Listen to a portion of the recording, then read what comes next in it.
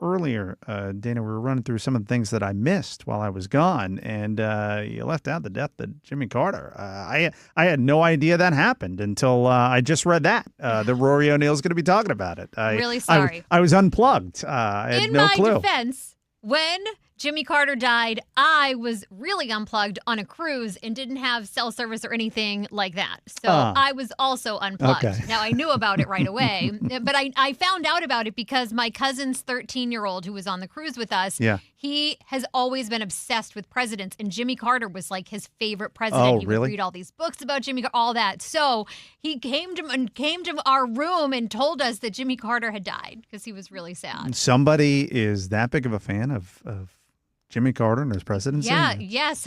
My cousin's 13-year-old kid. Yeah.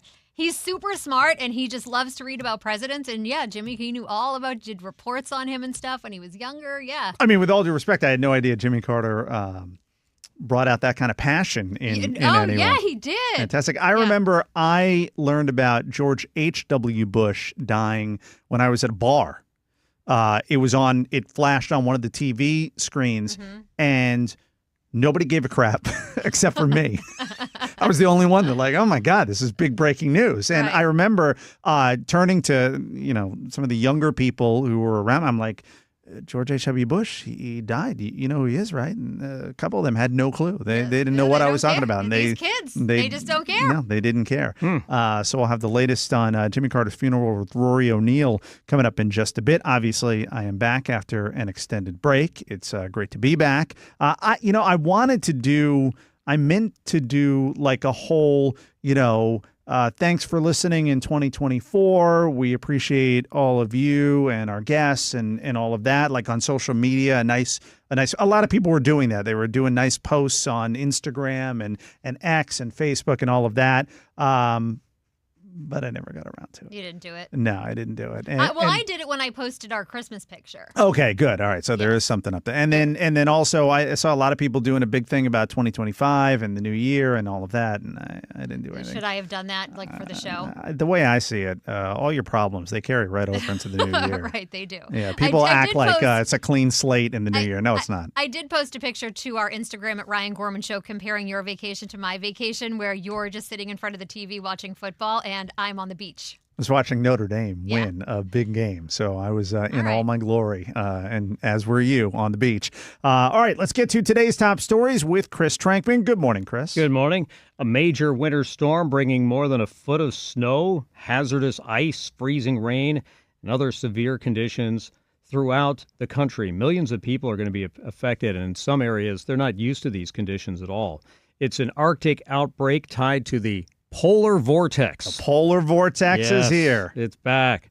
So more than 110 million people, about a third of the U.S. population, under some type of winter storm alert. So if you're heading to the airport, check and see if your flight's affected, because yesterday was a real mess, and a lot of these conditions are moving eastward, so it's going to be a big problem today as well.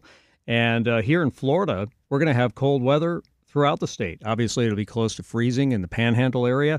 In the Tampa Bay area, we're going to have wind chills in the 20s, temperatures possibly in the 30s, and then South Florida has it the best. They're going to have the warmest weather, but still cold by most standards. Doesn't it seem like, when it's almost 100 degrees, there's no breeze whatsoever?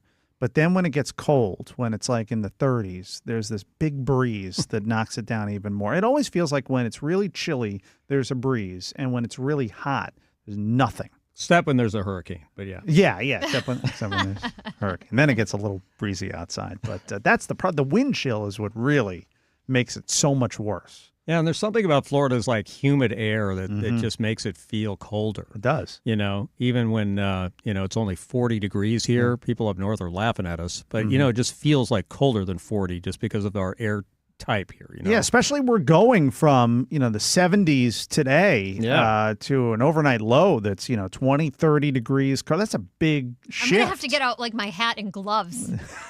You got the heat on Really? yet? So cool. No, Not doing it? No, I Okay. haven't turned the heat on yet, and my bill is super low. It's amazing. I had to turn my heat back on over the weekend. I was like, why is it so cold Yeah. in here? It was 67 in Yeah. my house, and I just had to put the heat on. I might have to, because this is going to be an extended cold stretch. This isn't That's going to be right. one of those things where it's like cold for a day or two and then, warms back up. It's going to be cool for a Yeah, while. it's going to be through the weekend. So definitely keep that in mind. You may just, bundle up instead of turning on the heat. Save some money. Yeah, Snuggie. Are the those Snuggie. things? Comfy, yes. Do they still we exist? have them. Oh, Yeah, really? we have them. Okay. Yep. Yeah. Ours are pretty old by now, though. Yeah, We that's need what to I get some figured. new ones. Yeah. So the man accused in the truck attack in New Orleans on New Year's Day that killed 14 people visited Tampa twice before the incident and also recorded video in the French Quarter using hands-free glasses, according to the FBI. Shamsuddin Jabbar, a U.S. citizen from Houston, also traveled to Cairo, Egypt, and was in Ontario, Canada before the attack. It's not yet clear whether those trips had anything to do with what happened in New Orleans. FBI agents now looking for potential witnesses in places like Tampa, Atlanta, other locations where Jabbar traveled. Yeah, we just know he was in Tampa. We don't know why, That's right. what the reasoning was behind it. But we know that he did like a bicycle ride down Bourbon Street with those Meta glasses. I've never seen anybody use those things. No, neither have before. But there's video that was released over the weekend of him, riding down the street, and they're wondering, was he kind of Scoping things out. Yeah, scoping things out.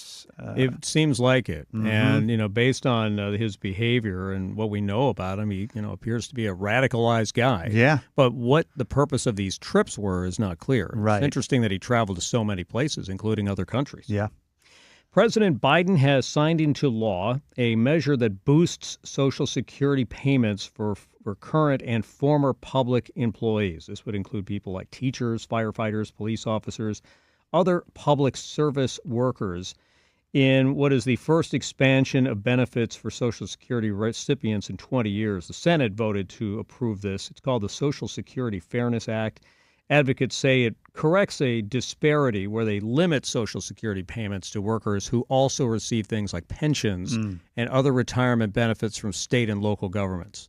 And because of this disparity, the Biden administration said that needed to be corrected because they pay into Social Security as well, and it shouldn't be limited. And so they're going to be adjusted. I think the average could be ranges between $360 to $1,100 Wow. or $1,200, depending upon the kind of benefits you were missing out on. Yeah. The only issue here, though, is that anytime you expand benefits to Social Security, it puts an additional strain on a system that's facing insolvency years ahead. And so this is just adding to that. I'll be 80 when I can maybe get a Social Security check. But certainly a good new year for those who are getting that bump. Every bit counts these days. Every bit helps. Chris Trankman with today's top stories. Chris, thanks so much. Thank you.